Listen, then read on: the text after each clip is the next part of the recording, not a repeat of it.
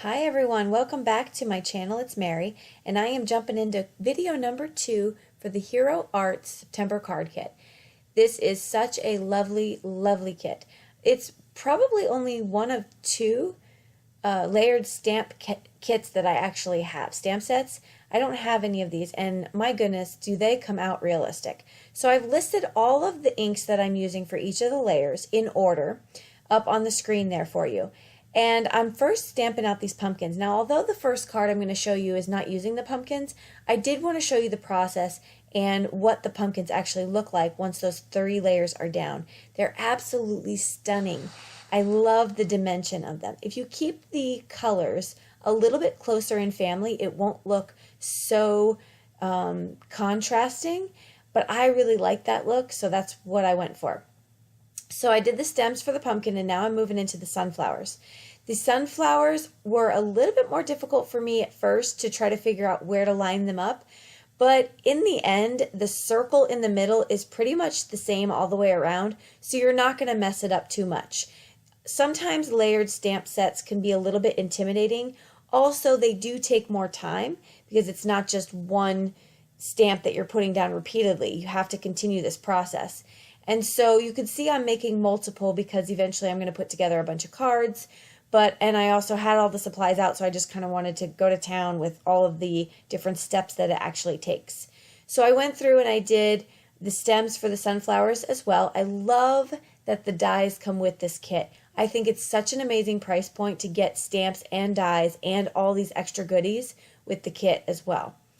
All right, so the next thing I'm going to do is work on the main card panel. What I've done here is I've taken a Lawn Fawn border die and I've cut out just a regular piece of kind of cheaper cardstock, and that's going to be my mask. I don't need to use masking paper. You certainly can, but as long as you're holding it down, it really doesn't matter what kind of paper you use. Once I get that blue color down, I'm then going to take a Post-it and I'm just going to put it down as you see me doing here and making sun rays.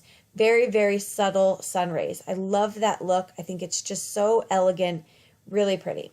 So then I take the other side of the die cut that I made, and that's going to be my grass.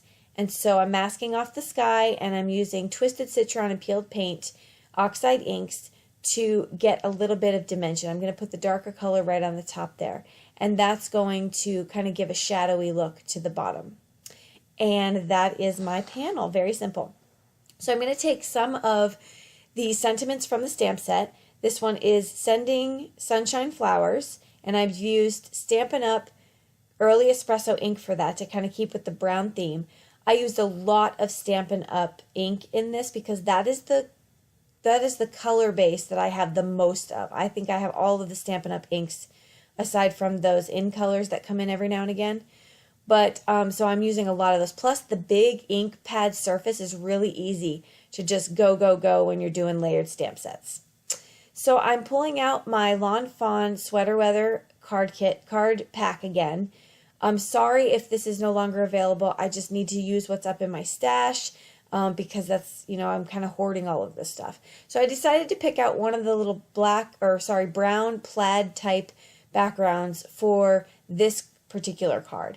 I thought that kind of looked pretty nice with it. It kind of didn't take too much focus away from what I was trying to do with a clean and simple card. And that's it for the sunflower card. So that one was very clean and simple, very easy to do, and I absolutely love the look. Now this is the card that I used the pumpkin stamps for. Not the ones I showed you, but the same color theme I used on this flat panel card. Here I stamped out the pumpkins, I masked to get that look there. And then on the very final layer of the pumpkins as well as the leaves on the top, I stamped it in Versamark ink and I heat embossed it with some glitter powder.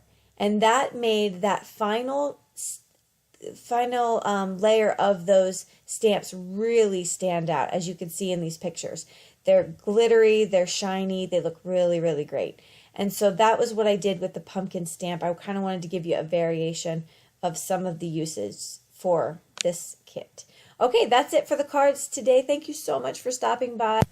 Don't forget to hit subscribe And if you want to find me in other forums, it's listed below. All the products I use will be listed as well. And let me know if you have any questions.